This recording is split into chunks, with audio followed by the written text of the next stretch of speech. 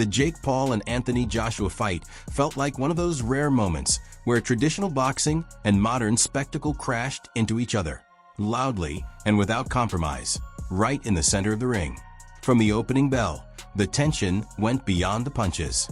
It wasn't just a fight. It felt like a clash between eras.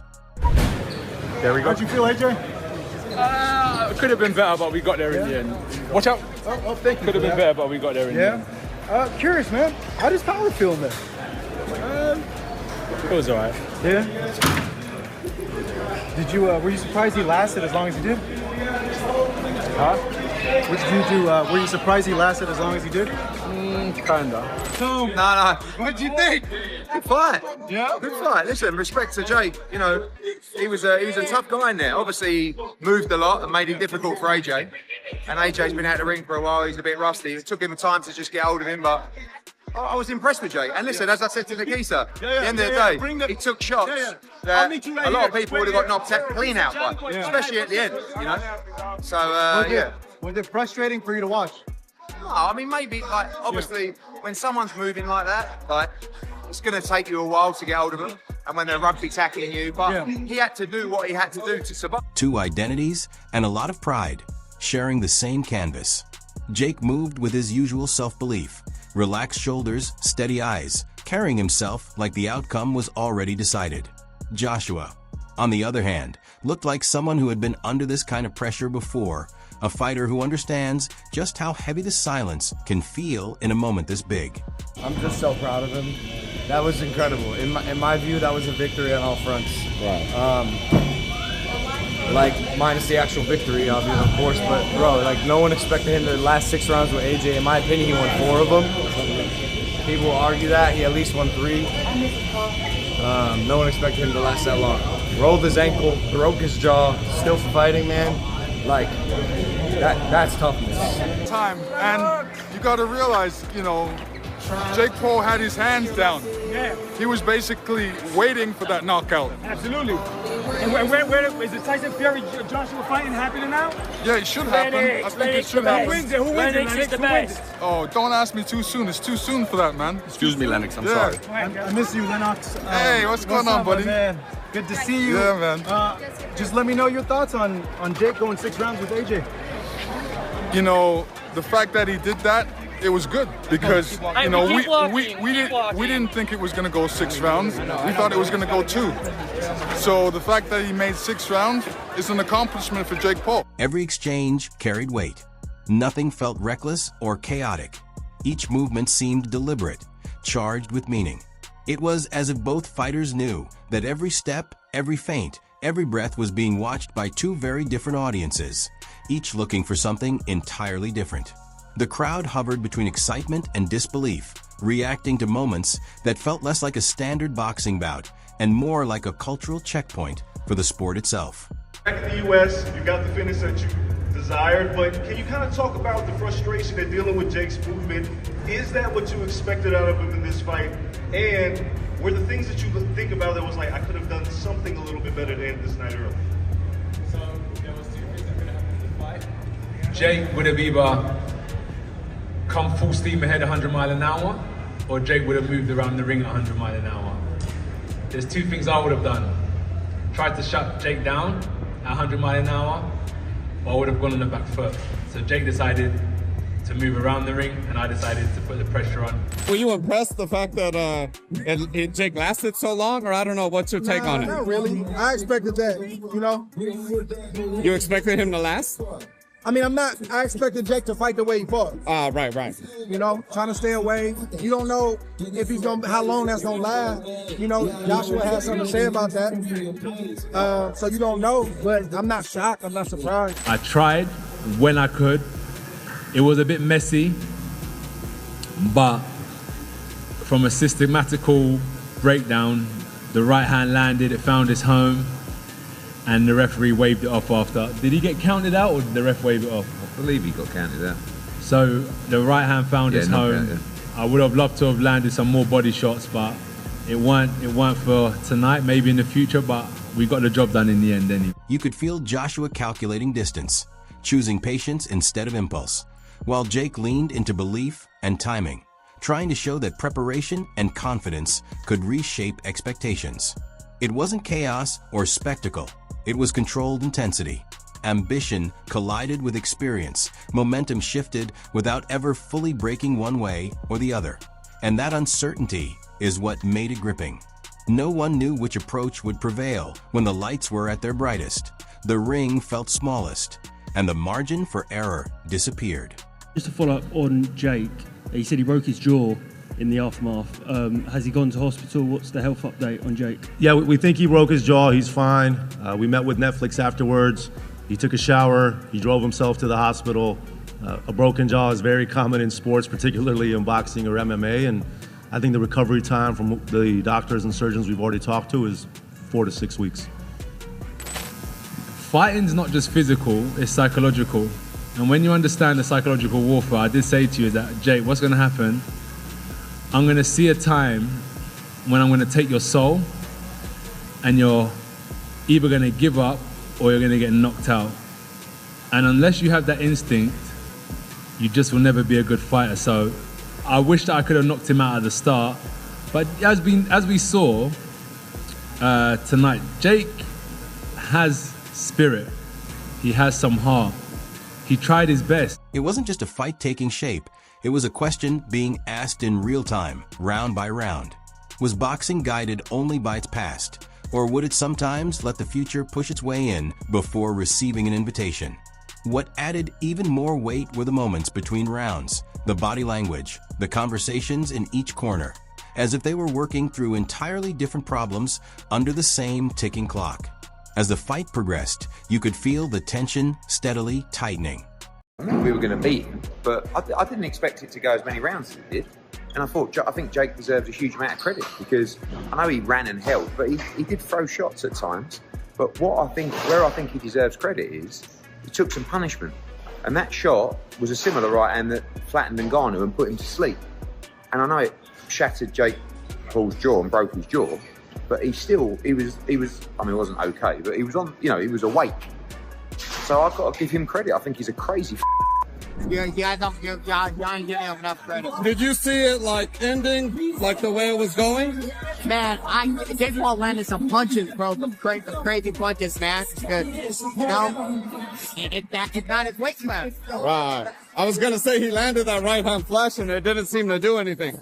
Not his weight class. Right. So what's next? Is it keep fighting? Do you think he did well enough to keep fighting? I want to see Jake Paul in there again. You want to see him again? I want to see him. And I'm trying to think of with who, but you guys don't give Jake Paul enough credit. Not out of panic, but out of awareness. Both men knew that a single adjustment could change everything. The ring turned into a pressure chamber, peeling away hype and storylines until only skill, composure, and nerve remained. The ability to stay calm when the moment demands everything at once. But most people wouldn't have the balls ever to step in a boxing ring in their life. He stepped in a boxing ring with one of the baddest men on the planet, who's 40 pounds heavier than him and 6 inches taller. That's insane. He's one of the most skilled fighters on the planet. My brother, as a YouTuber, went 6 rounds with him in a fight with a broken jaw and rolled ankle. I'm so proud of him. That was just unbelievable. Eddie Hearn spoke after the fight as someone who had just witnessed two very different worlds share the same ring, and in some way, make it work. He described the bout as a familiar heavyweight pattern when pressure, preparation, and ambition collide. Stretches of patience, moments thick with tension, and brief flashes where the weight of every decision was unmistakable. Hearn noted how Joshua approached the fight with composure and structure, taking his time, reading the space, and treating each exchange with respect rather than arrogance. Take my hat off to him because, number one, a lot of fighters haven't got in the ring with me and Jake did. And secondly, even when he got knocked down, he kept on trying to get up, and I take my hat off to him. So America, I think you have someone who could potentially, if he still has the heart for it, come back again, dust the dirt off his shoulder and come again and maybe sell out this center sometime in 2026. Maybe against a Gervonta Davis, a Ryan Garcia, who knows? At the same time, he acknowledged Jake's effort, noting that it takes genuine nerve to stay composed, remain disciplined, and keep believing when you're standing across from an experienced heavyweight under that level of scrutiny. Hearn described the contest as physical without tipping into recklessness, intense without becoming chaotic, and far more serious than casual headlines might suggest. He emphasized that once the bell sounded, the storylines faded away. What mattered was execution, and both fighters had to confront the reality in front of them. To me off camera, are you okay? Of course, gutted, but more than fine. You know, it was just fucking breathtaking, the whole thing. I mean, if you want drama, you fucking got drama. I mean, not really in the way that we wanted, to be honest with you, but I'm so proud of AJ because he couldn't have had a worse start. You know, first round, just went back in a straight line with his chin in the air, got hit by a monster right hand. Second round, took a shellacking, was out of the fight. The fight was over. You know, I actually felt at the end of the second round, I actually thought the fight was over at the end of the second round. And the third round, just holding on for dear life. Eddie also pointed out how the atmosphere in the arena shifted with each round, as the fight demanded concentration instead of theatrics. He said matchups like this push boxing to grow without losing its core, reminding everyone that the ring has a way of cutting through noise and revealing the truth. Hearn summed it up by explaining that nights like this are what keep boxing unpredictable and fascinating, forcing the sport to engage with new ideas while still honoring the fundamentals that never change. And win this from here. This will be one of the greatest comeback victories of all time. But unfortunately, he walked onto a monster right hand. No, I'm right. Tom, can I sneak one? And just really proud of him because I said to him, you couldn't have done any more. When it's all over, you can look yourself in the mirror and say, I tried my absolute nuts off in there tonight. Picking up from Eddie Hearn's calm analysis, Tyson Fury offered his own post-fight reaction in that unmistakable Fury style. Half smile, half snarl, like someone who's seen everything and still isn't easily impressed. He said the fight carried real edge, not because of hype, but because both men came prepared to work and face pressure head-on instead of hiding behind noise. Fury noted the serious tempo, pointing out that there were no easy moments, just extended stretches of thinking, adjusting, and testing mental toughness. I felt that he was coming back into the fight, and you know, I spoke to him at length last night, and he was really prepared to go to the trenches. He said to me, I'm really prepared to do whatever it takes. And he never stopped trying. You know, it was hard to watch at times in round 2 and 3, it was. But he never stopped holding on, never stopped swinging, and I think we should be proud of him. Fury emphasized how heavyweight boxing has a way of slowing the pace, making every movement feel heavier, and both fighters had to adapt to that reality in real time.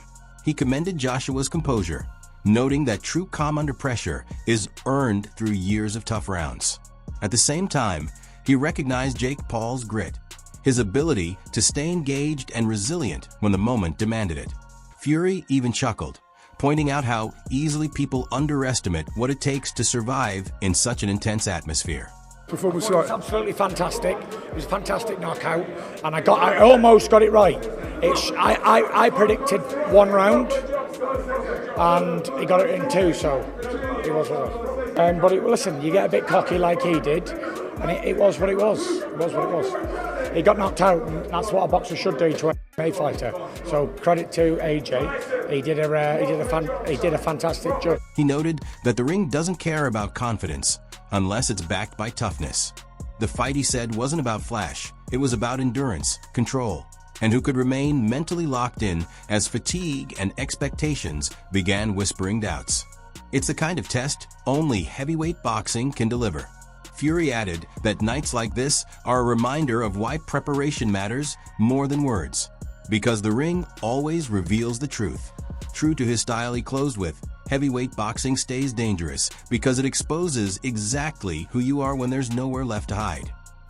In the heavyweight division, it's what happens. One punch away from being smashed, knocked out. What went wrong, you feel, with the game plan that Joshua had in that first round? I think what went wrong is what always goes wrong in heavyweight boxing. Good right hand on the end of the chin. And that was it. Can you come back from this, Tyson? I don't know. Listen, it's up to the man and whatever he wants to do.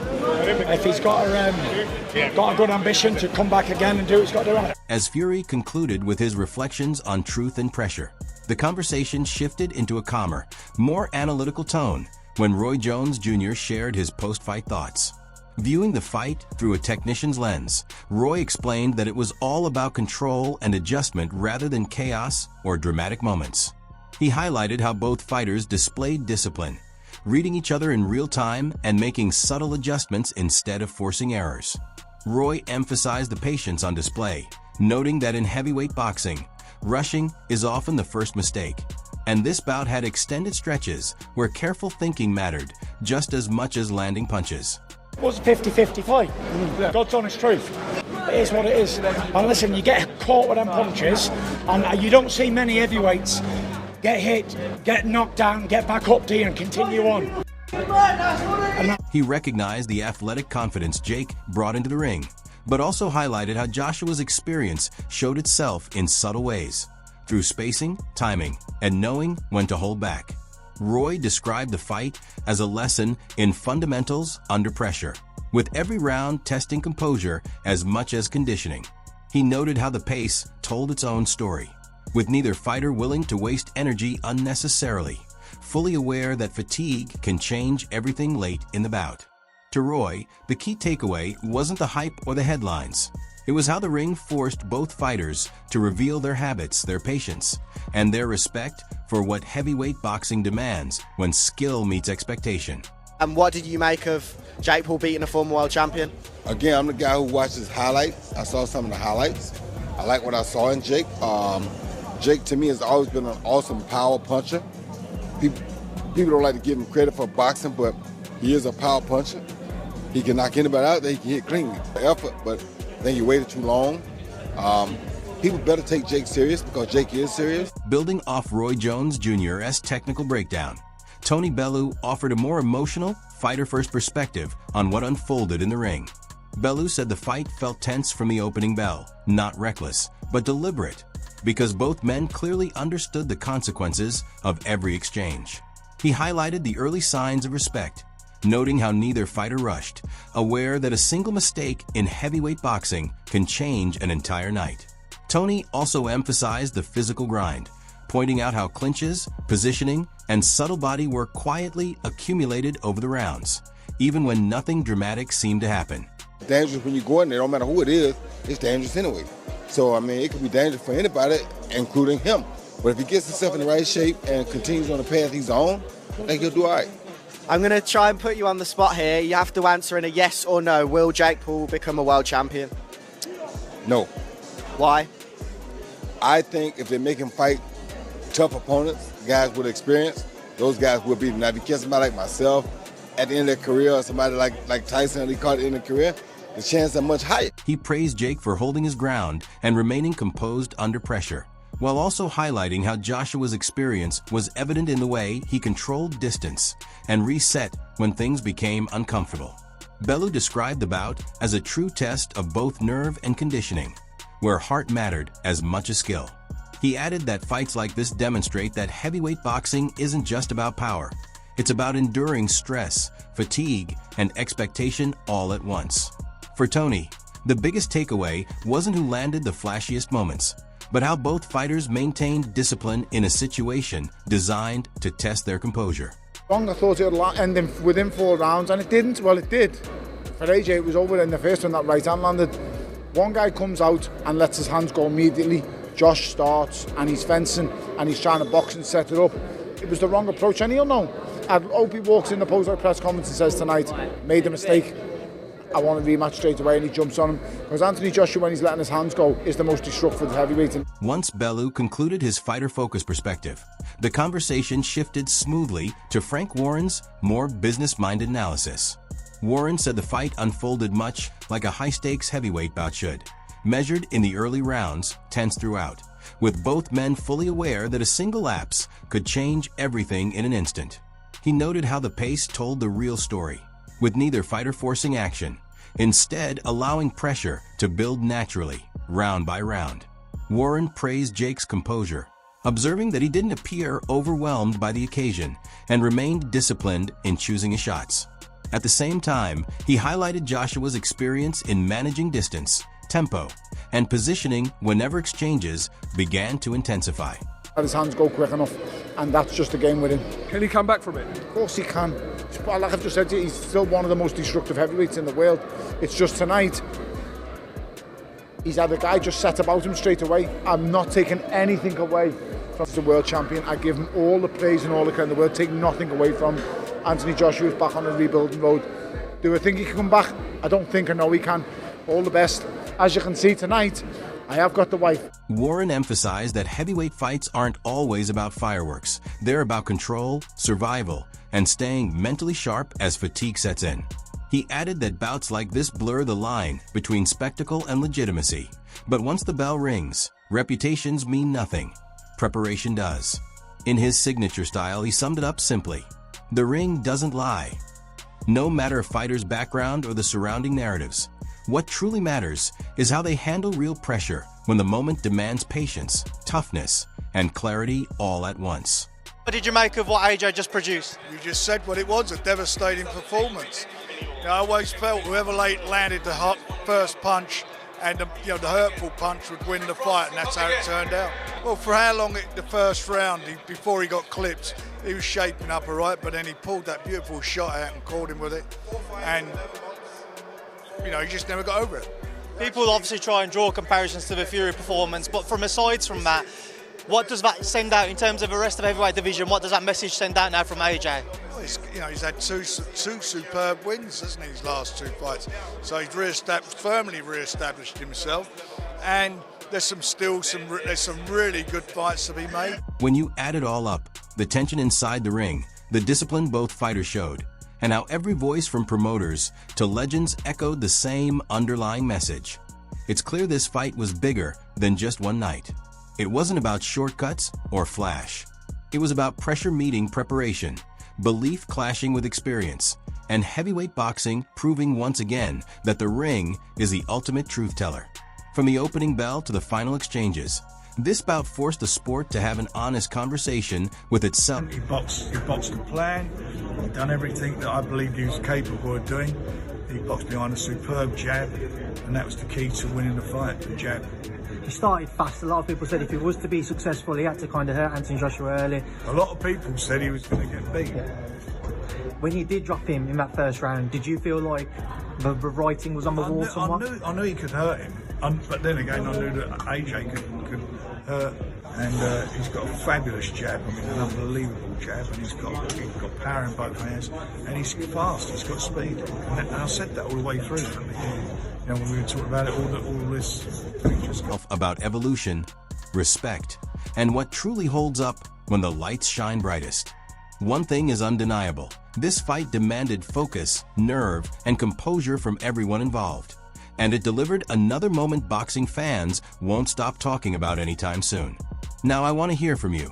Did this fight change how you view crossover bouts, or did it reinforce what you already believe about heavyweight boxing?